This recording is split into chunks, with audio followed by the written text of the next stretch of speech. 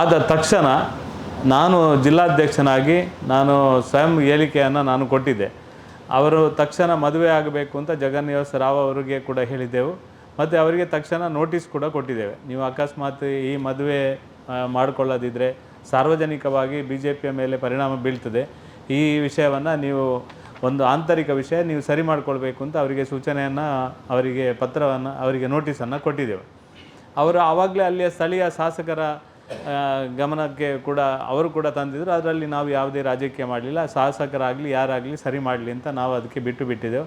ಆನಂತರ DNA test ಬಂದ ನಂತರ ಯಾವಾಗ ಮದುವೆ ಆಗಲಿಕ್ಕೆ ಅವರು ಒಪ್ಪಲಿಲ್ವ, ಅವರನ್ನು ನಾವು ತಕ್ಷಣ ಪಾರ್ಟಿಯ ಪ್ರಾಥಮಿಕ ಸದಸ್ಯತ್ವದಿಂದ ಅವರನ್ನು ಉಚ್ಚಾಟನೆ ಮಾಡಿದ್ದೇವೆ. ಭಾರತೀಯ ಜನತಾ ಪಾರ್ಟಿಯ ಒಟ್ಟಿಗೆ ಅವರು ಯಾವುದೇ ಸಂಬಂಧ ಇಲ್ಲ. ಅವರೀಗ ಯಾರ ಸಂಬಂಧದಲ್ಲಿದ್ದಾರಂತ ನಮಗೆ ಗೊತ್ತಿಲ್ಲ, ಎಲ್ಲಿದ್ದಾರಂತ ಗೊತ್ತಿಲ್ಲ. ಭಾರತೀಯ ಜನತಾ ಪಾರ್ಟಿಗೂ ಜಗನ್ನಿವಾಸ ರಾವ್ ಅವರಿಗೂ ಯಾವುದೇ ಸಂಬಂಧ ಇಲ್ಲ. ನಮ್ಮ ಯಾವುದೇ ಜವಾಬ್ದಾರಿಯಲ್ಲಿಲ್ಲ. ನಮ್ಮ ಪಾರ್ಟಿಯಿಂದ ಅವರನ್ನು ಉಚ್ಚಾಟನೆ ಮಾಡಿದೆ.